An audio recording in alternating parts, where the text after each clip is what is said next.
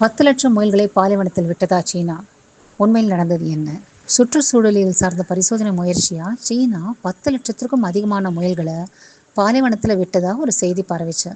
உண்மையிலே நடந்தது என்ன அப்படிங்கிறத பற்றியும், சீனாவின் கிரேட் கிரீன் வால் திட்டம் என்ன, அது வெற்றி பெற்றுருச்சா அப்படிங்கிறத பற்றியும் தெரிஞ்சுக்க இந்த காணொலியும் முழுசாக பாருங்கள். இந்த முயல் கதை சீனாவின் மாபெரும் கிரேட் கிரீன் வால் திட்டத்தின் ஒரு அம்சமாக கூறப்பட்டது. இந்த கிரேட் கிரீன் வால் திட்டம் என்ன அப்படின்னா, இது 3 நாட் ஷெல்டர் பெல்ட் அப்படின்னு சொல்லுவாங்க. இது வடக்கு சீன பகுதி பாலைவனமாக்கப்படுவதே, அதாவது நல்ல வளமான பகுதி தான், அது பாலைவனமாக காலப்போக்கில் பல்வேறு காரணங்களால் ஆகுது. அதை தடுப்பதற்காகவும் அங்கு காடு வளர்க்கும் மிக சிறந்த ஒரு முன்னெடுப்புக்காக இந்த திட்டம் உருவாக்கப்படுது. பெருமளவில் மரங்கள் நடப்படுவது பற்றிய தகவலுக்கு மத்தியில் 10 முதல் 12 லட்சம் முயல்களை பாலைவனத்தில் விட்டதா பல செய்திகளும் பரவி இருந்துச்சு. இது கடந்த ஒரு வருடமாகவே இந்த செய்திகள் பல ஊடகங்கள்லேயும் வருது. ஆனால் சீனாவோட அதிகாரப்பூர்வ அறிக்கைகள்லையோ மற்றும் நம்பத்தகுந்த செய்திகள் என்று எதிலையுமே இந்த மாதிரி முயல்கள் பாலைவனத்தில் விடப்பட்டதற்கான எந்த அறிவிப்பும் இருப்பதாக தெரியல. இந்த மாதிரி வேகமாக பரவிய செய்திகள் என்ன சொல்லுச்சு அப்படின்னு பார்த்தா, முயல்களோட மலம் மண்ணை வளப்படுத்தும். எனவே பாலைவனமாக்கப்படுவதை தடுத்து காடு வளர்க்க இயற்கையான முறையில் மண்ணை வளப்படுத்த சீனா 10 முதல் 12 லட்சம் முயல்களை பாலைவனத்தில் விட்டதா பல சமூக ஊடகங்கள் கூறியிருந்தன. இந்த முயல்கள் பாலைவனத்தில் அங்கேயும் இங்கேயும் இருக்கிற தாவரங்களை அதை சாப்பிட்டு சத்தான மரத்தை வெளியேற்றி மண்ணை வளப்படுத்தி அதன் மூலமாக அந்த பகுதியை பசுமையாக்கும் அப்படின்ற மாதிரி இந்த செய்திகள் கூறியிருந்தன. இந்த செய்திகள் காட்டு தீ போல பரவினாலும் சீன அரசாங்கம் எந்த அதிகாரப்பூர்வ அறிக்கையும் இந்த மாதிரி வெளியிடலை. மரம் நடுதல், காற்று அரண் அதான் ஷெல்டர் பெல்ட் உருவாக்குதல், சூரிய ஆற்றல் சேமிப்பு மற்றும் சுற்றுச்சூழலை மேம்படுத்துவது, இதில் தான் அந்த கிரேட் கிரீன் வால் திட்டம் கூறிய கவனம் செலுத்தி செயல்படுத்தப்பட்டு வந்திருக்கிறது. உயிருள்ள விலங்குகளை பரிசோதனைக்குள்ளாக்கி கிடையாது. சரி, great green wall of China அப்படிங்கிறது என்னன்னு பார்ப்போம். சீனா 1978 3 north shelter belt forest program அப்படிங்கிற ஒரு திட்டத்தை தொடங்குச்சு. இதுதான் great green wall of China அப்படின்னு அழைக்கப்படுது.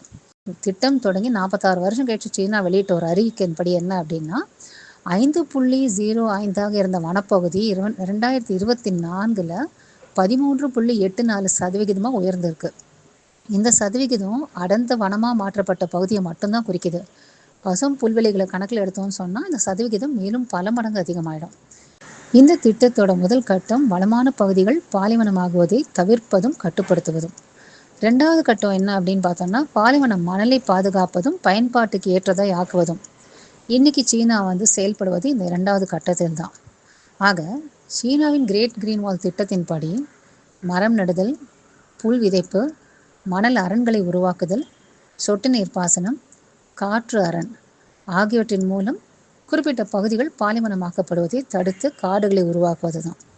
2020க்குள்ள 3 கோடி ஹெக்டேர் பாலைவன பகுதி காடுகளாக்கப்பட்டிருக்கின்றன. 2024 நவம்பருக்குள்ள தக்லமக்கான் டெசர்ட், இதுதான் உலகத்திலேயே 2வது பெரிய பாலைவனமாக கூறப்படுகிறது. சீனாவின் மிகப்பெரிய பாலைவனம் இது. அந்த டக்லமக்கான் டெசர்ட்டை சுற்றி 3046 கிலோமீட்டர் அளவுக்கு பசுமை வளையம் உருவாக்கப்பட்டு விட்டது. மனிதனால் உருவாக்கப்பட்ட பாலைவன அரண்களில் உலகத்திலேயே நீளமானது இதுதான். இந்த பசுமை வளையம் உருவாக்கப்படுறதுக்கு முன்னாடி பாலைவனத்து மண் காற்றில் எழும்பி சுற்றியுள்ள மக்கள் வாழற பகுதிக்கு போயிடும். மழைக்காற்று தீவிரமாக இருக்கிற நேரத்தில் வெளியே மக்கள் செல்லவே அஞ்சக்கூடிய நிலைமை தான் பிறந்திருக்கு. இந்த 3046 கிலோமீட்டர் பசுமை வளையம் மணலை மட்டும் தடுக்கலை, உள்ளூர் மக்களுக்கு வேலை வாய்ப்பையும் உருவாக்கி கொடுத்து அவர்களோட பொருளாதாரத்தையும் மேம்படுத்தி இருக்கு. இந்த மாதிரியான ஒரு மாபெரும் முன்னேற்றத்தை, இந்த கட்டத்தை அடைய சீனாவில் முதல்ல என்ன செஞ்சாங்க அப்படின்னு சொன்னால், பாலைவனத்தில் சாலை போடுவது, அப்புறம் நீர்ப்பாசன முறைகளை உருவாக்குவது, மின் தொகுப்புகளை நிறுவுவது. அடுத்தபடியாக பாலைவன குன்றுகளுக்கு குறுக்க வைக்கோல் சதுரங்க பலகைகள், ஸ்ட்ரா செக்கர் போர்டு, இதை நிறுவுதல். அப்புறம் வறட்சியை தாக்கு பிடிச்சு வளரக்கூடியது, பாலைவனத்தில் வளரக்கூடிய செடிகளை நடுதல். அதன் கூடவே ஜிங்ஸிங் ஆஃப் த டெசர்ட் அப்படின்னு சொல்லப்படக்கூடிய மூலிகை செடியை அங்கங்கே நடுதல். அது மட்டும் இல்லாமல் சோலார் பேனல்களை நிறுவுதல். இந்த சோலார் பேனல்கள் மூலம் மின்சாரம் பெறுவது மட்டும் கிடையாது, மண் அரிப்பும் தவிர்க்கப்படுது. ஆக 10 லட்சத்திற்கும் அதிகமான முயல்களை அவங்க பாலைவனத்தில் விட்டாங்க அப்படிங்கிறதுக்கான எந்த அதிகாரப்பூர்வ தகவல்கள் எதுவும் இது வரைக்கும் இருப்பதா தெரியல. ஆனால் சீனாவின் கிரேட் கிரீன் வால் திட்டம் என்ன ஆச்சு அப்படின்னு கேட்டால் அது மிகவும் அருமையாக நடைமுறைப்படுத்தப்பட்டு பாலைவனமாக்கப்படுதல் அப்படிங்கிறது கட்டுப்படுத்தப்பட்டு காடு வளர்ப்பு மாபெரும் வெற்றியை பெற்றிருக்கு அப்படிங்கிறது தான் முழுக்க முழுக்க உண்மை. இயற்கை பாதுகாப்பு குறித்த ஆதாரப்பூர்வ தகவல்களுக்கு எங்கள் சேனலை தொடர்ந்து பார்க்குமாறு கேட்டுக்கொள்கிறோம். இந்த காணொளி உங்களுக்கு பிடிச்சிருந்தா லைக் பண்ணுங்கள். எங்கள் சேனலை சப்ஸ்கிரைப் செய்து எங்களுக்கு ஆதரவும் ஊக்கமும் அளிக்குமாறு கேட்டுக்கொள்கிறோம். நன்றி, வணக்கம்.